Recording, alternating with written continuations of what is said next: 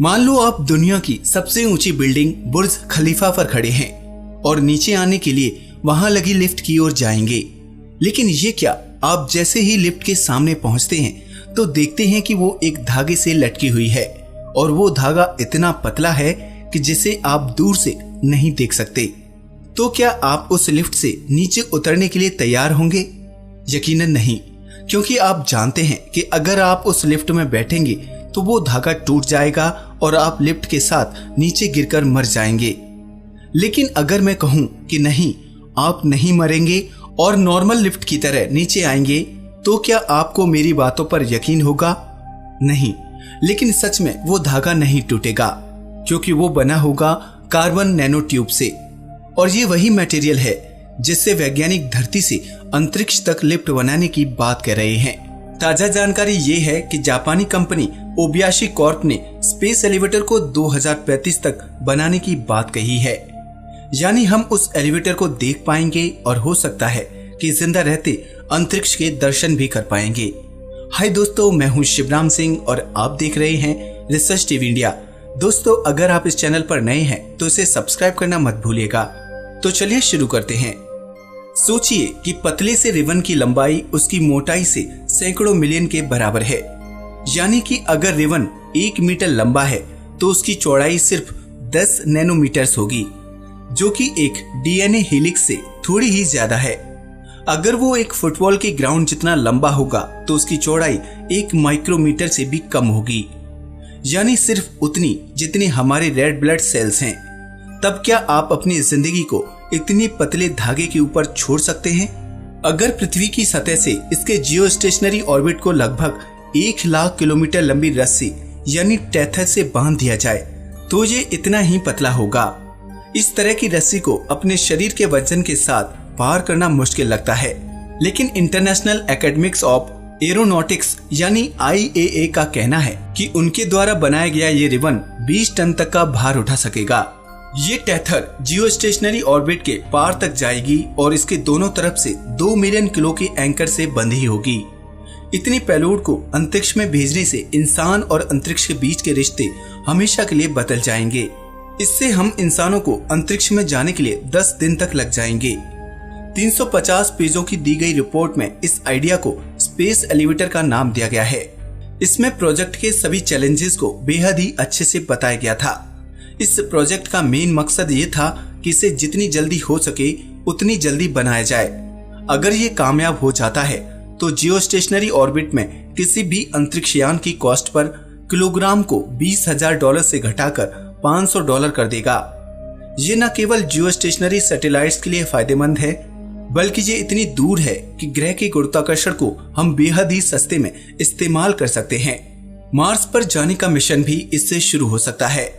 हमें इस टेथर के पास यान को ले जाना होगा और फिर छोटे रॉकेट से इसे नीचे की तरफ गिरा देना होगा। जब ये पर्याप्त ऊंचाई में पहुंच जाएगा तो अपने आप ही पृथ्वी के 2 या 3 चक्कर लगाएगा, जिससे कि काफी ईंधन बचेगा। चांद और मार्स में अपना बेस बनाने के लिए स्पेस एलिवेटर बहुत ज्यादा लाभदायक होगा। ये प्राइवेट सेक्टर के लिए बहुत ही महत्वपूर्ण होगा। सरकार और दूसरी कॉरपोरेशन बिलियंस खर्च करके अंतरिक्ष में इंफ्रास्ट्रक्चर बनाती हैं और स्पेस एलिवेटर आसानी से उनका खर्चा बचा सकता है। स्पेस एलिवेटर वैज्ञानिकों, संचार और सेना सभी के लिए एक समान होगा और चांद के साथ किसी भी शुद्ध ग्रह पर माइनिंग करना चिंता का विषय नहीं होगा।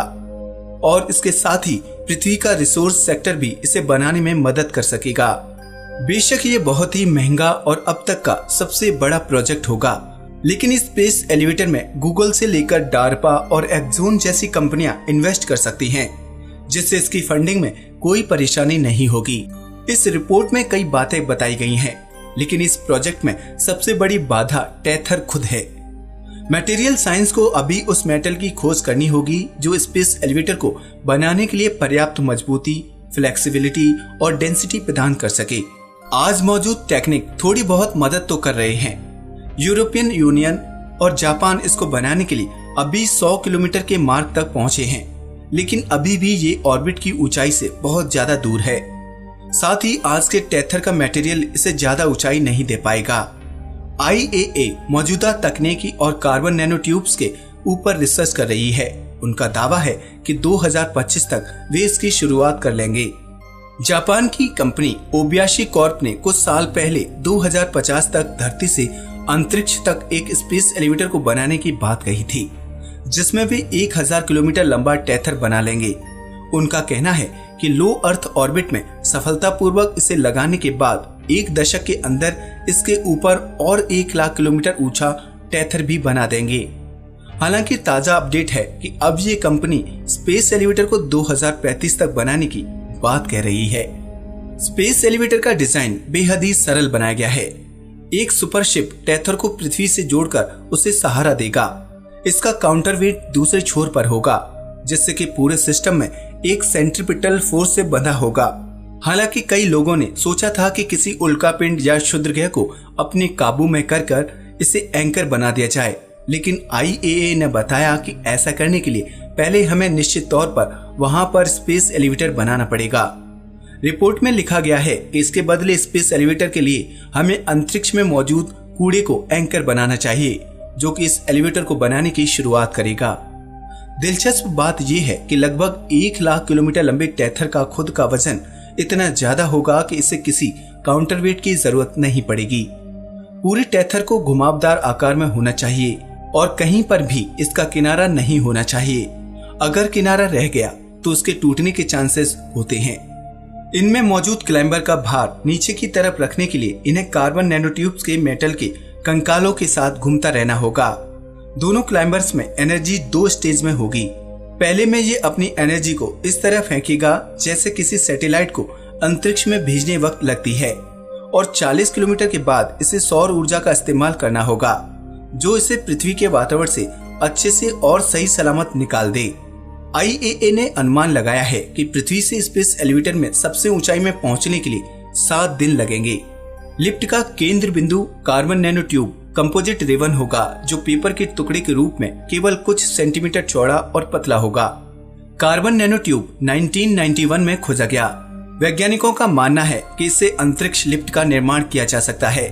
इसके लिए एक कार्बन नैनो ट्यूब केबल का इस्तेमाल किया जाना है, जो अभी तक की सबसे हल्की और मजबूत सामग्री है।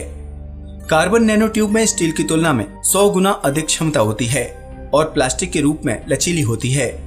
कार्बन नैनो ट्यूब की ताकत इनकी अनोखी संरचना से होती है, जो फुटबॉल की गेंदों से मिलती है। रिबन अंतरिक्ष में एक प्रकार के रेल की पटरियों के रूप में काम करेगा। ये लिफ्ट 13,000 टन के वजन पर निर्भर होगी। अगर ये प्रोजेक्ट सफल रहता है तो इससे 100 टन के वजन के बराबर इंसानों को स्पेस में ले जाया जाएगा। अगर हम इसे बनाने की बात करें तो स्पेस एलिवेटर इंडिस्प्यूटेबल है, यानी इतना ज्यादा कीमती होगा कि ये सिर्फ एक ही देश में नहीं बन सकेगा। हालांकि हर देश अपना अलग स्पेस एलिवेटर बनाना चाहेगा, लेकिन इसकी लागत इतनी ज्यादा होगी कि इसे कोई भी अकेला नहीं बना पाएगा। अगर हम इसके आकार को देखें तो कई ऐसी जगह से गुजरेगा जिसमें कई सारे लीगल जोन्स के बीच में बहस होगी। समुद्र से लेकर टेरिटोरियल स्काई, इंटरनेशनल स्काई और यहाँ तक कि अंतरिक्ष की वजह से कई बहस शुरू होंगी। इनमें से हर देश की अपनी पॉलिटिकल चुनौतियां होंगी। अमेरिका बड़ी आसानी से टेथर को बनाने के लिए चीन की तरफ अपना हाथ बढ़ाएगा, जिससे कि वो चीन की क्षेत्र की निगरानी कर सके। ये कोई आसान प्रोजेक्ट नहीं होगा। इसमें आतंकवादियों के हमले बहुत बड़ी चिंता के विषय होंगे। जहां पर भी ये बनाया जाएगा उसे तुरंत ही नो फ्लाई जोन कह दिया जाएगा। इसकी निगरानी जल, वायु और थल तीनों सेना ही करेंगे। और क्योंकि ये किसी भी देश का अपना खुद का प्रोजेक्ट नहीं होगा, तो हर देश को अपने आप ही इसकी निगरानी करने के लिए हाथ आगे बढ़ाना होगा। 2003 में स्पेस एलिवेटर को मजाक समझा गया था, लेकिन आज नासा इसको बनाने के लिए नए प्रोजेक्ट्स ढूंढ रहा है। इंसान की आधुनिक तकनीकी के लिए अंतरिक्ष एक गले में फंसा हुआ कांटा बन चुका है। मेगा टेलीस्कोप से स्पेस माइनिंग सर्विलेंस तक सभी बड़े प्रोजेक्ट्स के लिए हमें अंतरिक्ष की बेहतर पहुंच होनी चाहिए, जो कि आज सिर्फ फ्यूल टैंक तक ही सीमित है। ये एक ड्रीम प्रोजेक्ट होगा और इसे बनाने के लिए सबसे ज्यादा जरूरी ग्लोबल कोऑपरेशन होगा, और यही ग्लोबल कोऑपरेशन इसकी सबसे बड़ी बाधा होगी। दोस्तों, जापान की कंपनी का इस ड्रीम प्रोजेक्ट को बनाने का टारगेट 2035 है। अब वे इसमें कितने सफल होते हैं ये तो आने वाला वक्त ही बताएगा। लेकिन अगर ये कामयाब हुआ तो हम लोग लगभग $100 में अंतरिक्ष का सफर तय कर सकेंगे। तो आप में से कितने लोग हैं जो मात्र 65 से 70,000 रुपए में स्पेस में घूमना चाहेगा? कमेंट करके बताएं। हो सकता है कि इस टॉपिक पर आपको जल्दी ही एक एपिसोड और देखने को मिले। आज के लिए बस इतना ही। अगर वीडियो पसंद आया हो तो प्लीज इसे लाइक और शेयर करें, साथ ही चैनल को सब्सक्राइब भी करें। नमस्कार दोस्तों।